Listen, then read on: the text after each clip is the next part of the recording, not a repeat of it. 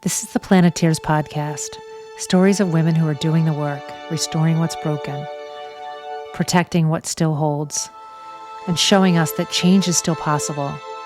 I'm Beth Bannerman. Each week, I talk with scientists, leaders, and doers, women who are shaping the future with courage, creativity, and grit.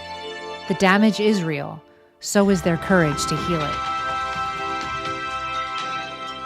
Welcome to the Planeteers Podcast. I am honored to be speaking with Niquole Esters today, a trailblazer in environmental conservation who is reimagining our connection to nature. Hi, Niquole. Hi, Beth. Thanks for having me. This is so exciting.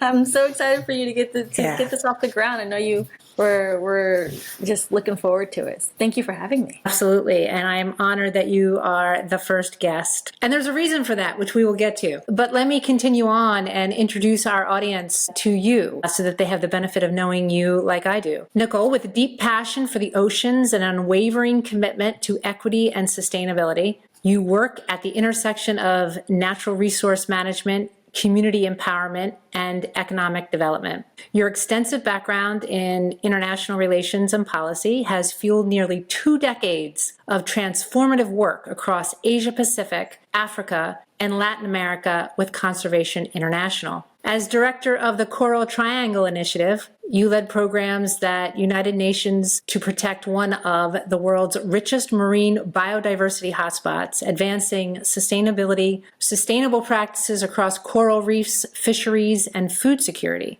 Transitioning into senior roles in major gifts and inclusive philanthropy, you championed diversity by co-developing Afro-descendant programming and advising on equitable and inclusive strategies from executive leadership to field initiatives. Now, as Vice President of Strategic Engagement at the E.O. Wilson Biodiversity Foundation, you expand global impact through strategic communications, partnerships, and thoughtful engagement. Off the clock, you mentor and uplift young Black, Brown, and Indigenous voices while advocating for LGBTQIA+ and marginalized communities. Educated at Washington and Lee and King's College London, you call Oakland, California home, a hub where your vision for an inclusive, sustainable world remarkably inspires us all. So, welcome again. Thank you. Thank you for having me. That was so lovely to hear, actually.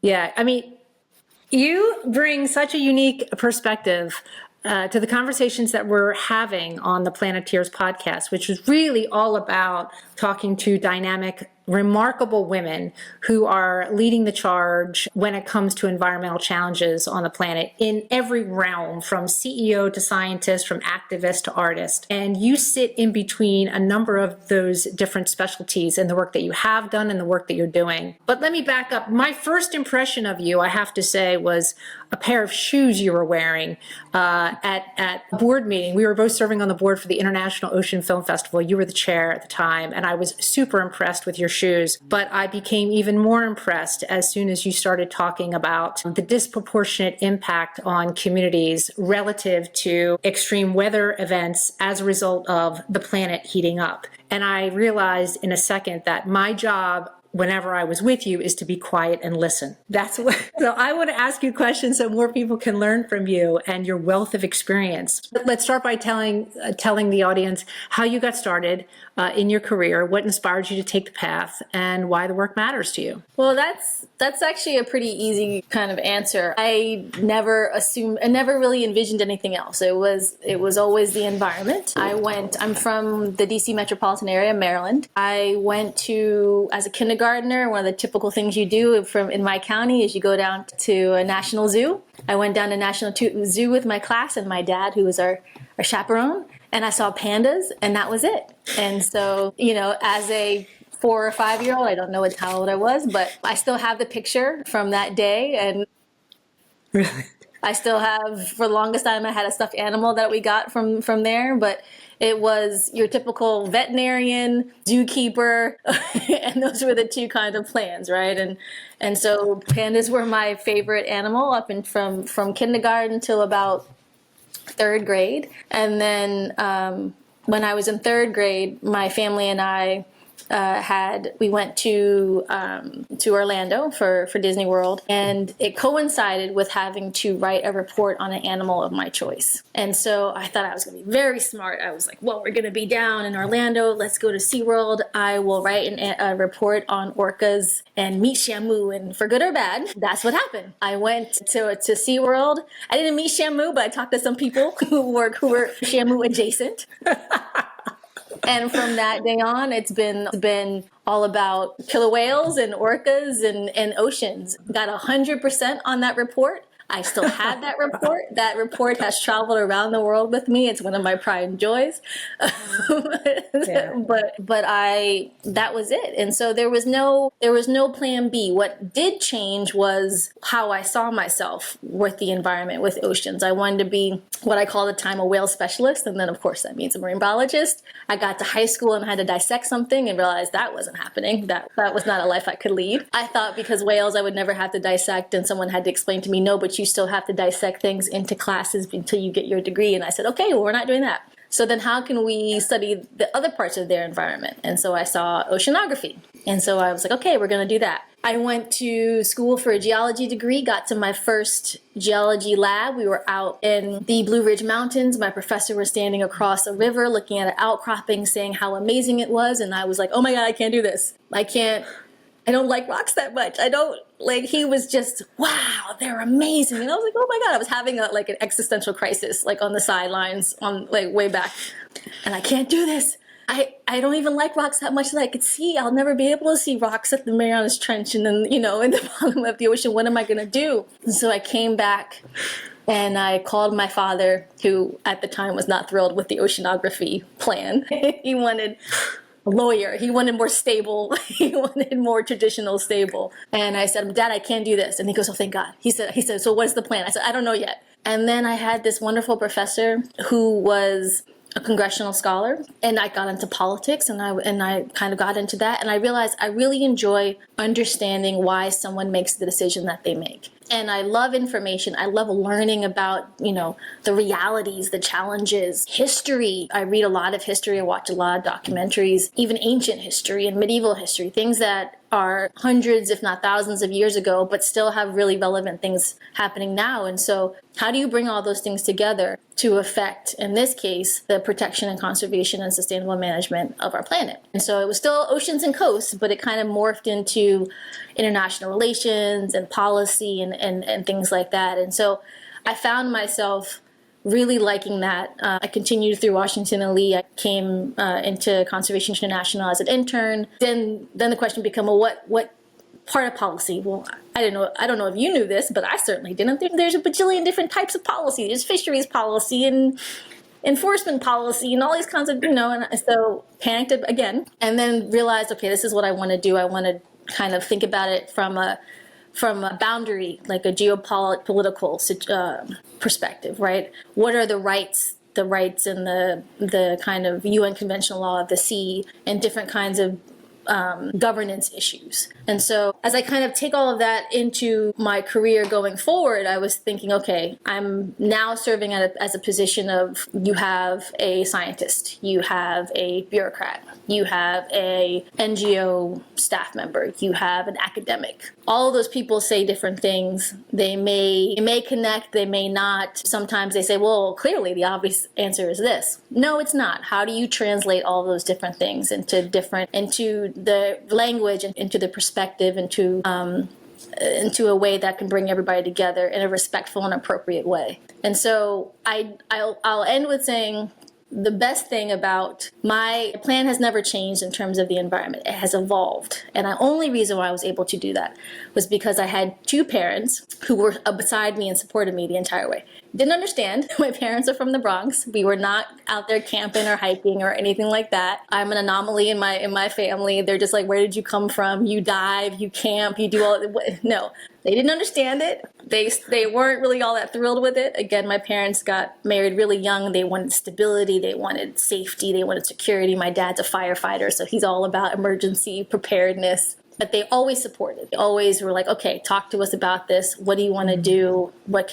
we think it's odd, they'll make fun of me about it, but they're right beside me. And I have a younger sister who went in her own direction, and they just have always been supportive of what I'm trying to do. And so, it's great to have all these ambitions and everything, but I had people alongside me the entire way that were supportive and keep me grounded in a way that when I panic, I can ask them. A couple of observations about your story. So I get asked a lot by college students, what are the career paths for sustainability? And in your introduction, you just talked about an enormous number of career paths. Depending on, really what is it that motivates you. And you got to the top of the mountain and decided rocks were not it. And you evolved. And I love that. I love that description. And so I think the first kind of takeaway is that there are plenty of paths. Stay true to really what excites you. And then the second part is that, there is just no substitute for having family support. It won't stop you if you don't have it, but having it does make a big difference, wouldn't you say? Yes, absolutely. I'm personally passionate about mentoring, and I speak to all kinds of different age groups.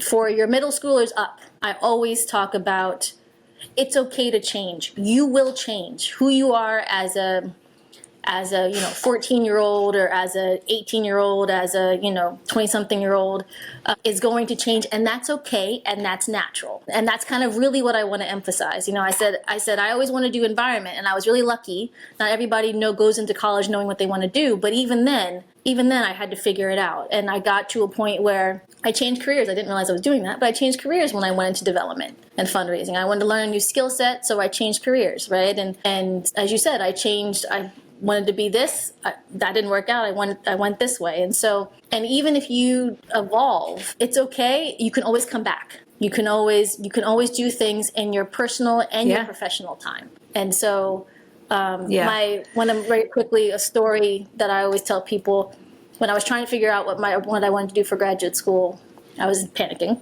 And I was crying in my room, and my mom came in and she said, "What's going on?" And I said, "I don't know what I want to do. I'm not ready for graduate school." She said, "Well, what do you want to do?" And I said, "Well, I want to go into oceans, and I want to do theater, and I want to own a bookstore." And she paused, and she said, "Well, why can't you do three? Why can't you do all three?" And I said, "What do you mean?" And she said, "Well, why can't you do oceans during your..." But how? Yeah, she was on my bed. I was sitting on my floor. I was leaning against her, and she was like, "Why can't you do oceans during the day and volunteer, at the theater during the evening or the weekend? And then as you get older, look into owning a bookstore." And I said, "Okay, that's a good idea." And that's actually what I ended up doing. I ended up doing that and actually volunteering at my local theater. And I don't own a bookstore yet, but I'm young. I can still do it.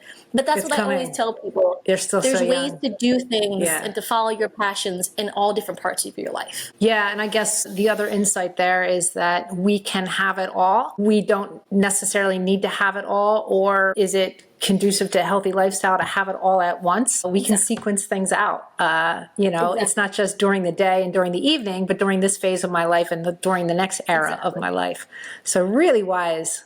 So it hasn't always been easy, right? From that day, as a young person sitting on the floor with your mom, can you share some other challenges throughout your career, maybe one or two that you faced along the way, and what those moments taught you about perseverance or innovation in your field? Well, I am a woman of color. My father's Black, my mother's Puerto Rican. I am 5'1" and petite. And I went into the oceans. There's not many of us in the environmental field, and even less of us in oceans. And so it was something that I always knew was going to be a reality. It wasn't something that I had kind of an epiphany.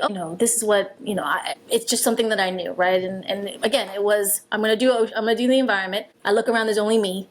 This is how it is. And so, but as you work in different places and spaces around the world, that reality comes into play, right? So it is something that I have to constantly be thinking about when I approach another person in another country, or if I'm out traveling and working in those different conditions as a single woman, as an American woman, as a woman of color, as a young woman, and then as a younger looking woman. It's all these different types of things where you have to think about when you are talking to somebody, why they may or how they may react to you. Could be any number of those different things. And so taking the time to slow down and understand the reality that you're walking into saves some time, saves some actual, practical time, but also saves some personal and, mental aggravation and pain and things like that. And so a few times, I've had to walk into a space and you can tell that because I'm a woman or because I look the way I do or because I am as young as I am, there are certain perceptions, there's a lot of colonialistic kind of still remnants, in a lot of these places when it comes to nonprofits when they go in there. And so there's that. And then there's also being sensitive to some of the places that you go into in terms of safety. But also from the flip side of that is understanding what they've gone through, right? So it's not only about me, right? There's colonial things that I'm being brushed up with because I am an American. But that's also because there's a reality that they've had to deal with for X amount of years, right? For decades and hundreds of years. And so, there has to be a respect and recognition in both ways. Some folks go in there and they say, I was treated this way. Right. But why?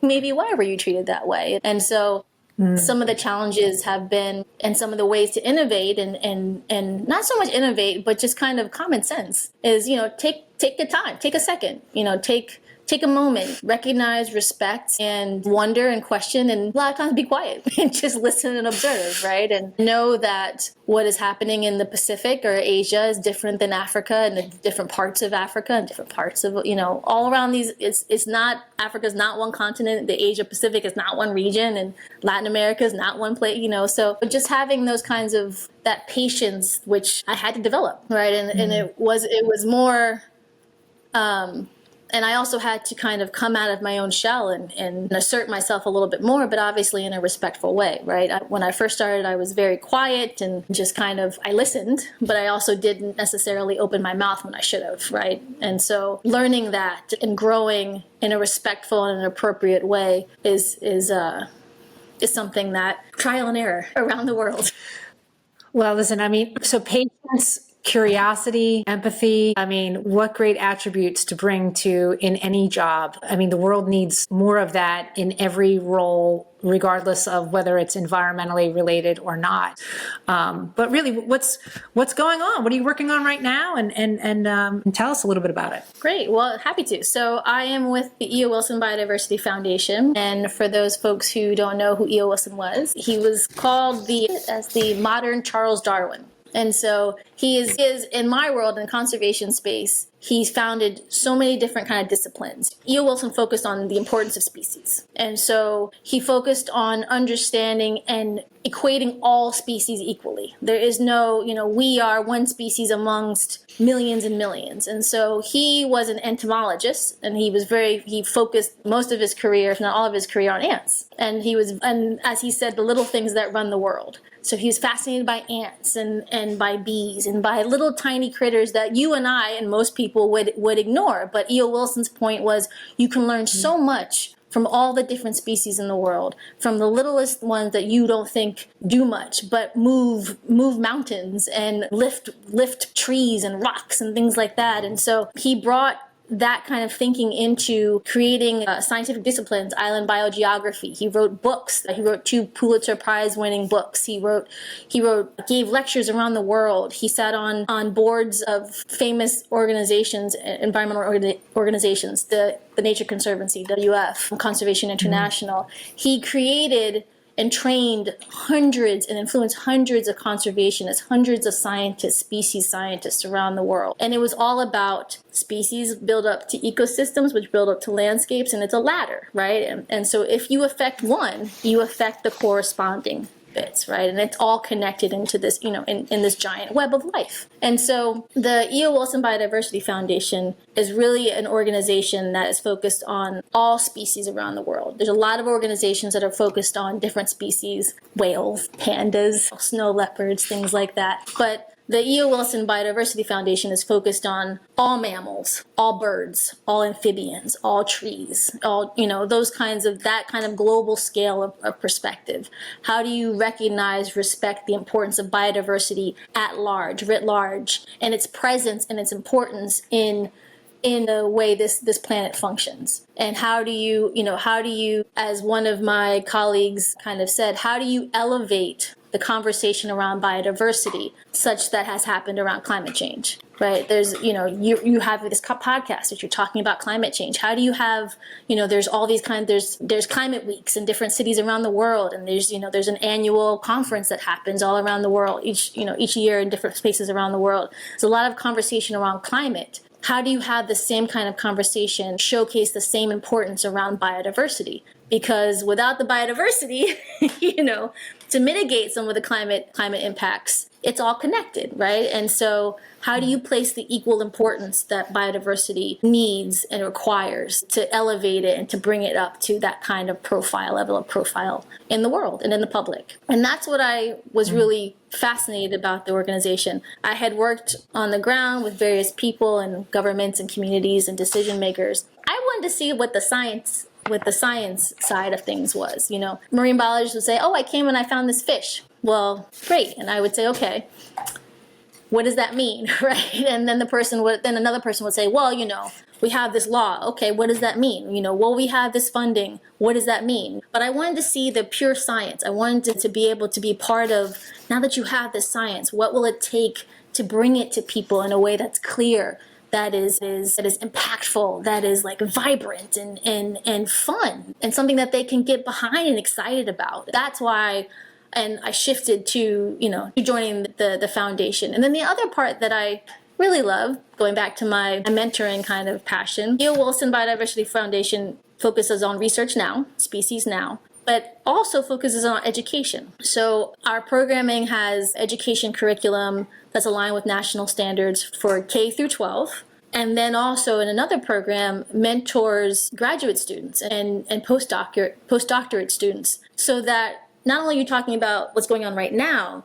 but you're also trying to bring that science and that education and that information to the future, so that you can talk to and influence and hopefully up and inspire the next future generations. Because you and I both know it's not going to stop with us, right? It's going to always be people that are going to be needed. And so it's looking at now and it's looking at the future in a way that, again, is around biodiversity and around species and around the power and the importance of those, and how we all work together and how we all exist together. You're making such a great point about biodiversity. I am still learning so much about how the ecosystem works. And then I know that also played into your work at the Coral Triangle Initiative. Mm-hmm. And maybe you could talk a little bit about that work that you were doing before you went to E.O. Wilson Biodiversity Foundation. Sure. So, there are 3 mega biodiverse places in the world. There's the Amazon, there's a Congo Basin, and then there's a Coral Triangle.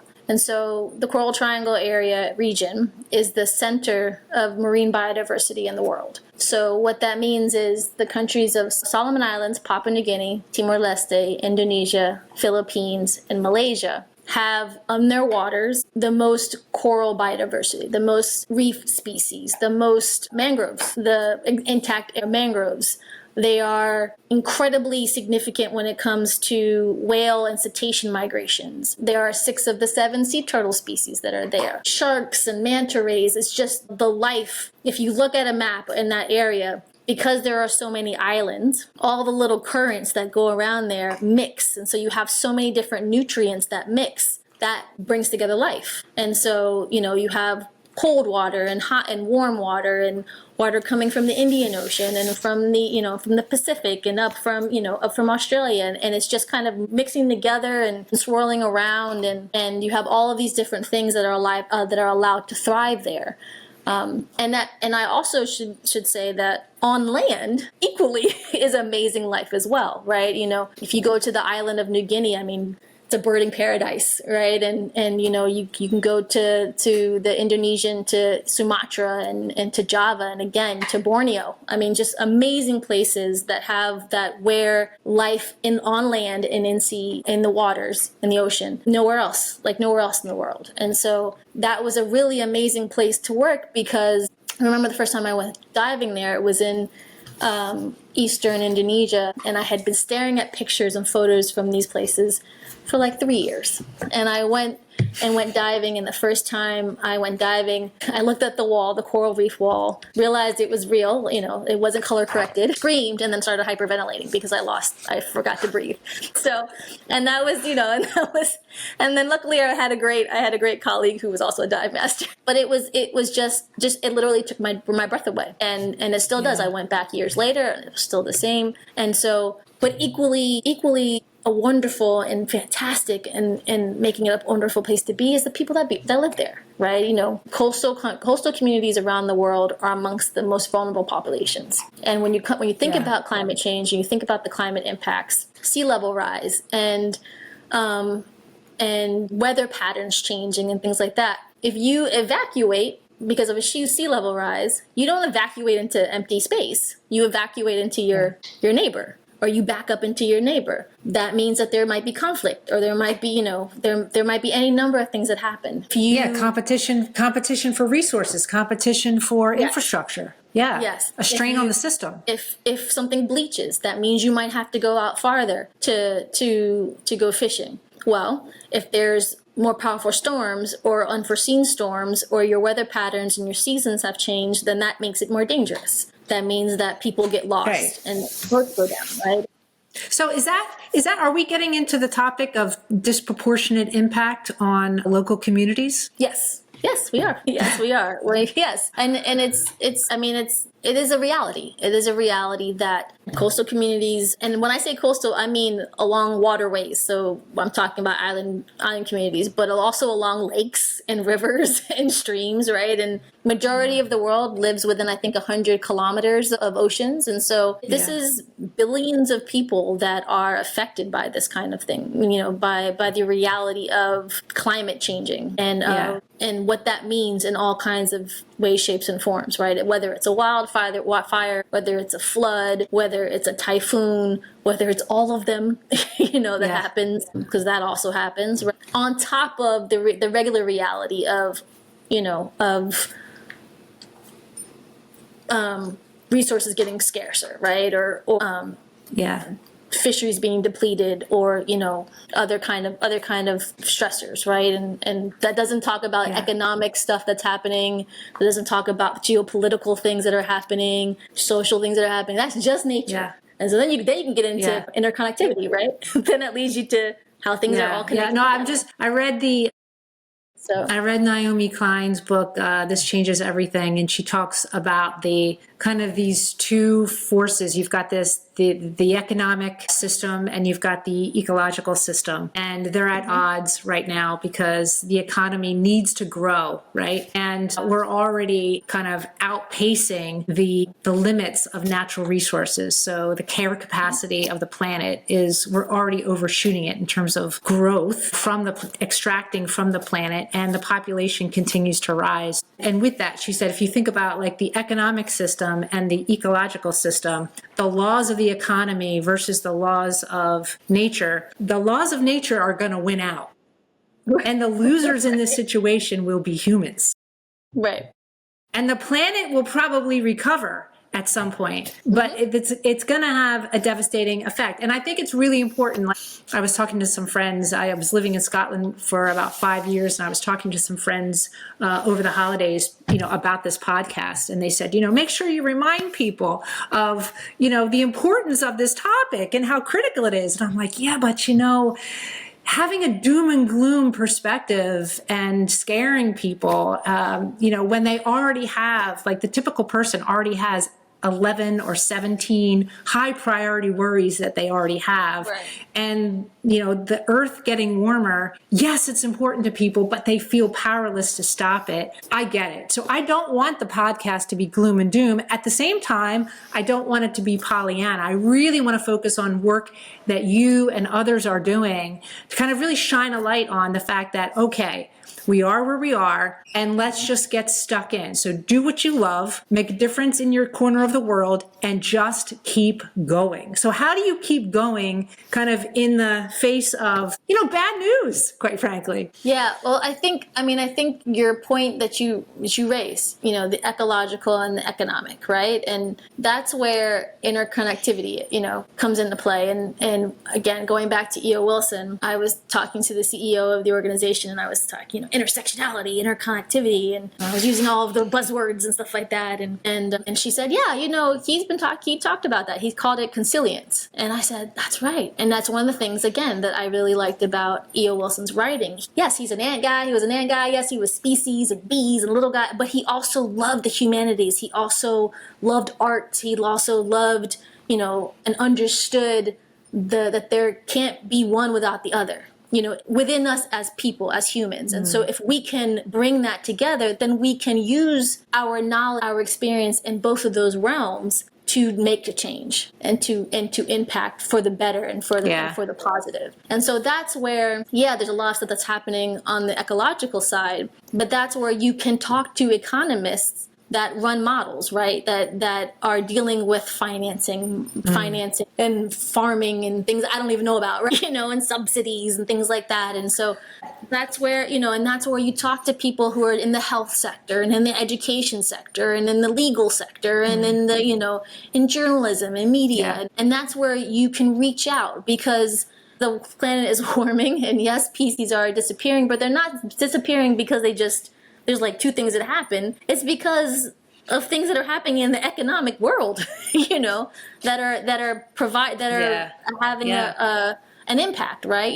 Species are getting harvested or something because they represent X amount of money to people, or they're being deforested because of this, right? And so the only way that we're going to be able to work together the only way we're going to be able to make an impact is to work together. And as those conversations, yes, a lot of it can be doom and gloom, but also there are many more conversations that are happening in spaces and places that they didn't used to, and that offers an opportunity. And that's something, as you said when you were kind of introducing me, that I really believe in. You have to go there. A lot of what the environment folks used to do is they would say, oh, well, we invite people to join us. No. People are lazy sometimes. You have to go to them. You have to go into their class. No, I think they're busy. Okay. I think they're burnt out. I think that's what they are. Fair. They are busy, especially now. But they're busy, and they want to, a lot of times people are kind of nervous and they're maybe intimidated in walking into a space that they don't know of. So you have to take the initiative. Go into their conference, sit on their panel, use words that they understand. Maybe biodiversity species researcher is not the best word to use. I never talk about gigatons of carbon. I don't even know what that means. And I've been doing this for 20 years. I never talk about climate change. I talk about wildfires. I talk about droughts. I talk about, hurricanes. And eventually someone goes, oh, so do you mean that might be connected to climate change? And I'm like, yes. But you have to kind of meet them where they are. And so the more that we can take the extra step and be intentional in placing ourselves in those spaces over and over, and if it doesn't work for me, send Beth. And if it doesn't work for Beth, send John, or send, and if that space is indigenous, send an indigenous person. If that space is black, if that space is queer, send a queer person. Right? They're out there. Yeah. We're around, and there are bodies and people that are willing and excited, but we just have to take the time and recognize the importance of that. And that is something that has been emerging more and more over these last maybe 10 years or so. And that's really exciting for me, especially because recognizing that there is no kind of typical environmentalist or typical planeteer, as I like to call them, is it kind of opens up the world in terms of who can you talk to. And I think you're making a great point. There will always be somebody who's like somebody who can have a conversation and connect. If you're finding that there's, you're finding a bit of friction in your conversation, there's plenty more of us out there that we can connect to. And I think this podcast is one way of trying to create a community and trying to introduce people to new people who they may not have bumped into or know about. And so, I really appreciate that point that you're making. Yeah, I mean, absolutely. I had a few years ago, I had someone tell me, if you're thinking about who you can be talking to, same thing, classic tree hugger, I'm out here in the Bay Area. So it's, it's it's a thing, right? But hunters, fishers, folks that you would traditionally associate with maybe red states or with a certain type of viewpoint, super passionate about conservation, right? Because they're out there, arguably they're closer to the land in many ways than I am. They're out there hunting, they're out there fishing, they're out there, they're out there growing and harvesting from nature to feed themselves and their family and to provide for their communities, right? And so they have a different type of relationship with nature, with our planet, with the environment than I do. And so, you can't just wholesale dismiss folks because of your perception. Now, if you get there and you have a conversation and you discover that's something different. But to be able to take the time, and to be intentional behind doing that and being willing to have those conversations, again, in an appropriate, respectful way with the right type of people when you enter in. Not all spaces are for all people. Recognize, respect that, and it's not a big deal.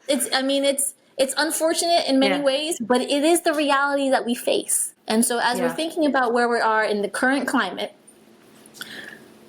I'm sorry, you have to be like you. I am pragmatic. I think it might be the fact that I studied government, and policy and international relations. I have two very pragmatic parents. My dad is an emergency person, so it was always like, do you have an exit strategy? So do you have 2 points of exit? That's what he would ask me when I travel. And I was like, no, Dad, I'm in this island community. I don't know where you want me to go. So I can go. I can swim. I can swim in that direction through where there are sharks, or that direction where there are sharks. I don't know which one you do, but I tend to take things more pretty realistically, right? So if I can't go in a place, okay, am I happy with it? No, not all the time, but let's move forward. Mm-hmm. Let's do what's possible. Let's work together. Let's find the place. Let's find the people. Let's find the opportunity. Let's advance. And so that's, as you talk about kind of how do you remain inspired? How do you remain hopeful? Quite frankly, I don't have the time we don't have time. We don't have time as a planet, and I don't have time as a person in this who I am as an individual, as a Black woman, I don't have time to just kind of, woe is me, everything is terrible.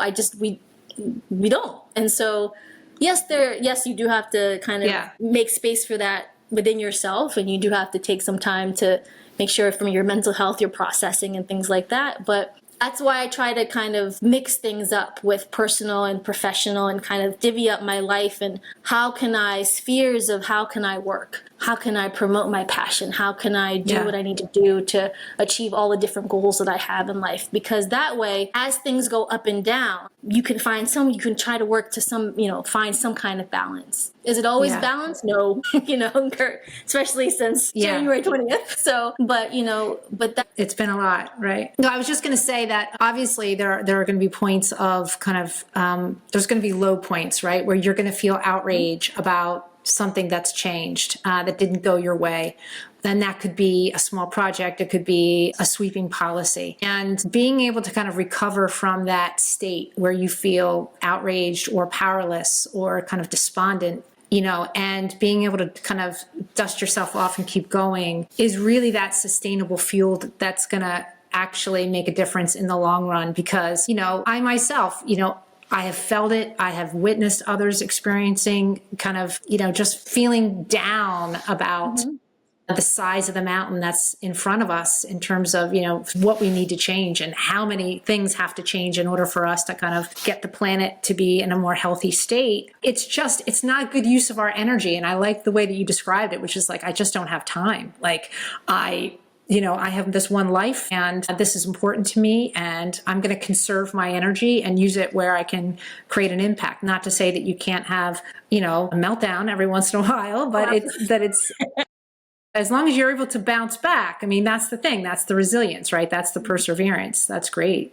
So can you tell me a little bit about how you did that at Conservation International? Because you were there for, a decade and a half, and now in your current role, what role does strategic alliance skills play in your work? Well, I kind of think about it in terms of who is missing. And so if you're thinking about producing any kind of product, right, you have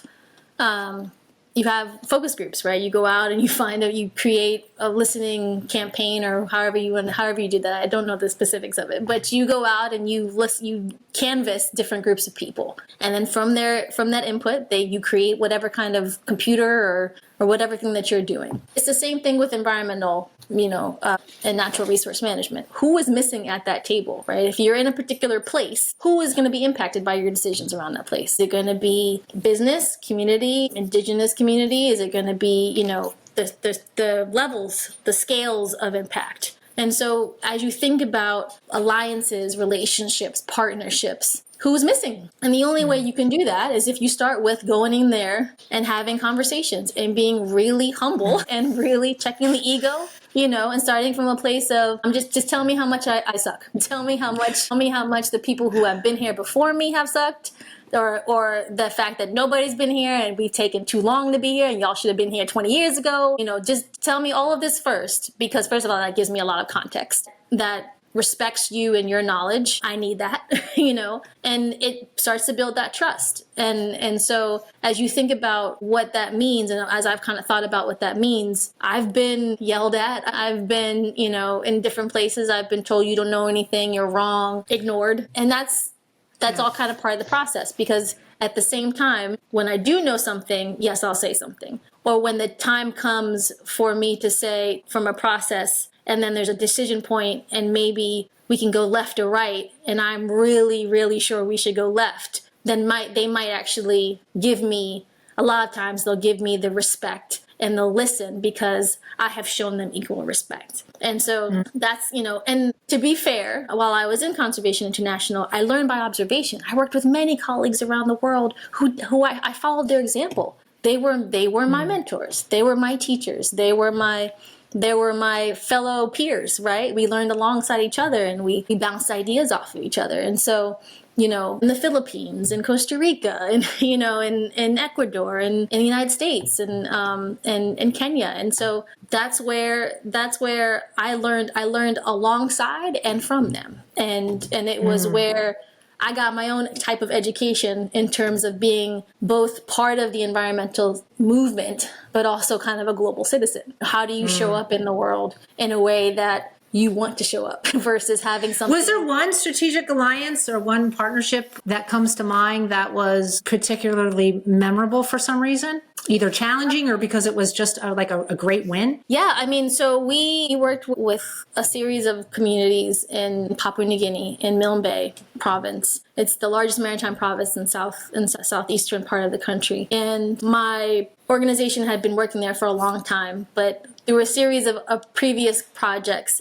things hadn't gone well. And so when I came in 5 years later, people have long memories. Again, that goes back to my point of if they are reacting a certain way to you, why? Well, first I had to figure out why. But first, I had to get their trust in order for them to tell me why. And that took a certain amount of time. And so it got to a point where there was a young man who had left the village to go into the capital, had gotten a good job, came back, and was a respected member of the community. And he was very against what we were doing, which was essentially working with the decision makers to set aside particular parts of ocean to rest, voila, to rest it, to let it rest and recover. And then after a few years, you'd open it, and in this point in time, it was clams or fish or something would have recovered. So you guala that, but you fish here and here and here. You harvest from other places. And he was like, no. And he came with the rest of the elders and he basically reamed us out for like 30 minutes. And I was the director of the program. And I was sitting there and I had to stand there and listen to him. And at the end of that, I had to apologize because everything he said was true. Nothing he said was a lie. And it was definitely our fault. And so I said, I'm sorry. On behalf of, the organization, I apologize. This was before my time, but I understand. I cannot do what you have asked. We are not able to do that. However, and I gave him all the reasons. I said, however, this is what I can do. I said, and actually, because of that experience with you all, we learned and have altered how we work to be less top down, less parachute in as the great savior, and learn from you and work alongside you. And he was like, and he never Wow. formally, officially came around, but he didn't stop anything. And so what came from that was a short film that we did, Guala Rising in the Buona Islands. And the critical part of that short film was that it was the people of the communities talking amongst themselves. We were videotaping it and filming it. I should say filming it, not videotaping it. It was all in their language. They were all telling stories and they were talking amongst themselves about how it was, how it used to be, how it is now, what they want to see, what they hope to see, and what they want to do. We said, okay, here's the film, go forth and conquer. We did nothing with it. We edited it, I got their blessing. They took it and ran with it. It's on public radio, public television. It's been shown in universities, on airlines. They've shown it at conferences we don't even know about. We just hear about it. People have created marine protected areas off of that. And it was because we said, Really? Here you go. We learned from that previous mistake. We worked with them to learn from them, to work alongside them in true partnership, to create something, and then said, what do you need? You need it this way? Done. We're here to support you. In finances, financial resources, and in technical resources. And then said, there you go. Happy to, how can we support you in other ways? And so Wow. every once in a while I hear a story, oh, did you know that? And it'll show up someplace. Someplace. That's really cool. And that was done, this is 2025, maybe 9 years ago. That brings me to fundraising. I know that you have a very strong skill set in fundraising, although that's not the primary focus of your work today. Can you comment on how the landscape has changed for people fundraising today? I mean, I know it's a moving feast right now, like day by day, but just in terms of where the focus is and how maybe you think about fundraising that maybe could spark someone's idea who's listening? Yeah. Sure. Okay. So I was kind of thinking about how I could organize this that would make sense, because there's the classic stuff that folks know, i.e. the funding freeze from the U.S. government. But then there's also ripple effects that people may not completely understand. So I'll start with the U.S. government funding freeze. Everybody knows about that, and they know that there's funding freeze across, there's courts and lawsuits and things happening, but the funding freeze that happened domestically and internationally. I have a lot of friends at both levels, but what I will say about that is, yes, it's funding freeze by the U.S. government, and that's nothing to sneeze at. But you also have to remember that it's not only the U.S. government that is doing stuff like this. If you remember, last year, majority of the world was in some kind of election. A lot of people had elections. And so unfortunately, a lot of governments and powerful governments started going towards the right. And so it's not just the U.S. government that is just changing how it is doing and operating internationally and nationally. And so a lot of European governments are cutting back and other funding agencies. And so a lot of times how funding works is someone like a public funding source, like a U.S. government or the German government or the Australian government or some kind of public funding agency comes in with a large amount of money. And then a private foundation says, well, since they believe in it, seed money, we'll add some. And maybe a wealthy philanthropist gives some money, and maybe a company gives. So it's an important kind of source of leveraging additional funding. Right? That's one kind of thing. Also, as all of these different economic issues and challenges that are happening, when you pull back from nature and you go to maybe to whatever other things that you go to, that means that others will follow suit. And so what happens now and what is happening now is there's ripple effects of not only just U.S. government funding, but other public funding, private philanthropy, and even corporate philanthropy. And so it's a challenging time because no one wants to people are reluctant to make decisions until things calm down a bit. And then when you have it on the receiving end, right, how are you going to sign a contract if, for example, they may ask you for the money back.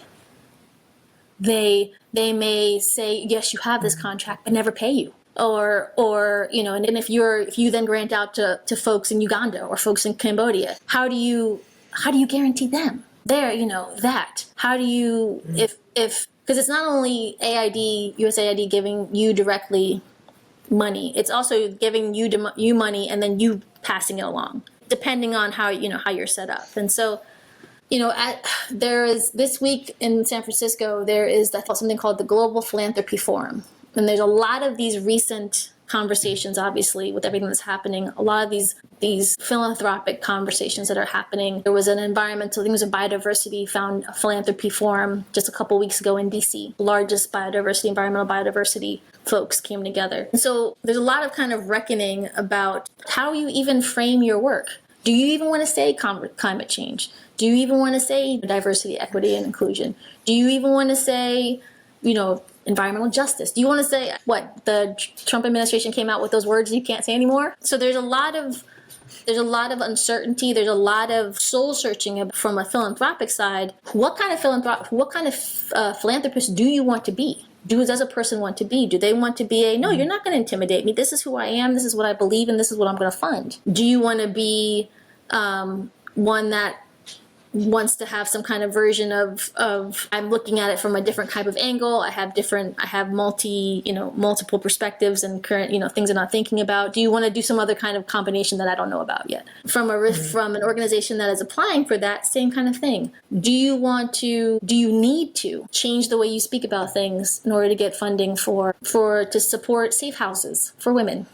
To keep funding for your small farming business alive, to feed your family and all of those communities that these are real, actual kinds of things that when you think about philanthropy, that all philanthropy is giving the money, but there's all the things behind it and up front of it and adjacent to it, right? It's a complex web where they all feed off of each other. They all leverage each other. And they all influence each other in good and bad ways. And so, unfortunately, everyone is still, well, not everyone, I don't know everyone, but, many of the people that I'm aware of and familiar with are still scrambling to figure out how they want to place themselves. I know of people who are wanting to make a career shift right now and jump into the environmental space for a variety of reasons. So regardless of whether you're having kind of a midlife perspective change and you're thinking about defining success in different ways other than your salary, and thinking about impact, or whether you're just starting out and saying, I want to build a career where the need for a skill set to address environmental challenges is only going to increase. What is some advice that you can give folks in terms of, making a transition in their career and in their life to kind of actually, join the environmental movement, as you called it? Yeah. Well, I think, when people usually ask me this question, I usually say, okay, what is it that you're interested in? And try to be as specific as possible, right? If there is a particular theme, if there is a particular geography, if there is something that you like, an idea, an activity, do you see yourself outside? Do you see yourself in a mountain, in a desert, under the water, in the water? Do you see walking down a hallway, in a courtroom or writing or something like that? Try to envision all of that and write it down. And also write down, what your lines are, right? And that's particularly hard for women, and particularly hard for women of color, to kind of identify. I will not. You're talking about boundaries, right? You're talking about what lines not to cross. Yes. What are your boundaries? What are the things that you are absolutely not willing to deal with? Can but prefer not to. Yeah, I'm all right, and would love and things like that. And again, it's okay if you don't know it. But if you do, and as you think about going through that exercise, that actually might bring up certain things. And this is something that I've learned over the years. And this is definitely not this is a do as I say, not as I do, because I tell this to people now because I haven't always exercised this myself. And I've learned, the hard way about doing things, setting boundaries and following those boundaries, right? But at the same time, be open, right? There's a reason why I have broadly gotten to the place that I've gotten to. Is because I have been open to pretty much anything. As long as I'm not in physical, moral, or ethical harm, my response to things has been quite literally several times, yeah, okay. And so did I panic at first? Yes, several times. But then I calmed down and was like, all right, let's think about this logically. And again, give yourself the space to realize that you might change, that it may not be perfect, but does it sound interesting? Can you see something, advantageous in it? Is it something that you could see and think about it? Like, could it be useful in the future? Right? And okay, then let's try it. Right? I'm not going to get to where I want to be like tomorrow, right? It takes time. It takes patience. Yeah. It takes perseverance and like consistency and determination. And you might wander off, but you can always come back and pace yourself. And that's something that I try to kind of I try to kind of exercise in my life, but also in the environment, right? Again, this is a long game. When this man won the election, I kind of told many of my friends and family, it will take probably the rest of my life and my younger sister's life to recover for what's about to happen, right? And all the different things. That means you have to pace yourself. If you're talking about environmental degradation, if you're talking about education reform, if you're talking about women's reproductive health or human rights or things like that, things are going to be changing. They already have changed. And you're going to have to pace yourself because it's all connected and all intentional for various reasons. And so for your own sanity, for your own mental health, and for the kind of impact that you want to make, you have to maintain patience and still kind of remind yourself. And at the same time, find little parts and little opportunities for joy and happiness and that balance. And it's practice, right? And I always have to remind myself. I got a puppy last year because I was like, you know what? This is something I've always wanted to do. I'm in a way I can do it now. This is what we're gonna do. Make a decision. Take that step. Well, I was actually at an event yesterday. I was supporting a friend that was kind of a networking event here for the Global Philanthropy Forum. And somebody actually commented on that, in their experience, and they've been doing this for a few decades, this exchange, this willingness to talk and to exchange and just to meet up and have conversation was something that didn't used to be very prevalent in the environmental sector. It was like, we have our funders, you have yours, we're going to guard them. But now it's, let's exchange resources. Let's talk about how we can work together. Again, who's not at the table? Do you know somebody? Do you need help? Let me help you. There's a third party that needs both of our help. In a way that means that there's a lot more openness. There's a lot more willingness and eagerness and actually expectation to work together and to have those types of conversations. I'm so sorry. And there's your puppy that we just talked about on cue. Yes. Thank you so much for your time today. Really honored to have you on, Niquole. But before I let you go, I've got a couple of fun questions, if you don't mind. Yes, that's right. All right, Let me have it. Is there something that you do for fun that would surprise people? Maybe a hobby or activity that you don't normally talk about? What do I not normally talk about? I read a lot of gossip. I read a lot of gossip things. It's a nice balance of, what's happening in Hollywood or in the fashion industry, because it has absolutely nothing to do with me, and it kind of puts perspective. It's a nice little brain check. I just check out and read this and I'm like, all right. It's a nice balance to MSNBC or CNN or something like that. Okay. I'm telling you, are a font of knowledge. If I need to know anything, I know where to go. And also, another question that I have for you. Are there other podcasts or reading recommendations that you have for our listeners? I said it earlier in our conversation. I read a lot of history. And so right now I'm on a kind of medieval history kick. So I read a book about the Crusades. I read a book about the founding of Islam. I'm reading a book about the Persian Empire. And I just really find it fascinating to kind of trace some of the things that we deal with today in Israel, in Syria, in Turkey, and places like that. And even the language, the word crusade, people still use the word crusade, 1,000 years later. Right? Yeah. So I would kind of encourage people to think about, again, why decisions are made the way they're made. And that's kind of one of the things that I, and then my other favorite thing to watch, it's not so much a podcast, but Josh Johnson from The Daily Show. Oh yeah. He puts out every Tuesday. He puts out his stand up for, and he's very topical. Everything's always about the news, and so, but with a really fresh and more kind of nuanced perspective than I've learned a lot actually from him. So. Music is also a storytelling tool. So what kind of music gets you pumped up and kind of inspired to do great work? Do you have a pump-up song? A hype song? Pump-up song. Oh my goodness. Well, I was born in the early 80s, so I am definitely a late 90s, early 2000s. So I thrive in the new jack swing and pop of that time. I love Tony. I was recently jamming out to some Wham yesterday, like hard. So I have a diverse musical kind of taste. I also listen to symphonies and orchestras as well. So yeah, I mean, I think, yeah, R&B from the late 90s and early 2000s are probably R&B and pop. It was high school, college years. Yeah, I know. Nostalgia. Yeah, exactly. Okay, so coffee or tea? Neither. I actually don't drink either one of them. I get my caffeine from soda, the way nature intended. Fructose corn syrup. By the way, this is a non-judgment zone right here. I appreciate the smell of coffee and tea. I just can't. I just don't like the way it tastes. Morning? Are you a morning person or a night owl? A night owl. Night owl. Okay. Yeah. Cats or dogs? I think it's dogs, right? I think it's dogs. I became allergic to cats when I was like 8. That was around the panda era, right?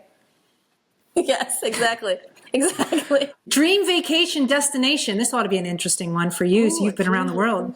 Yeah. Oddly enough, even though I've been obsessed with orcas since I was 8, I've never seen one in real life. So I've always wanted to go to Alaska and see them in Alaska. Yeah. Well done. Well, that is a visual that I think we should end on. That's pretty magnificent. Yeah. All right, Niquole, thank you so much. It's been an absolute pleasure. Thank you for your time. And I'm gonna say the honor was all mine. Right.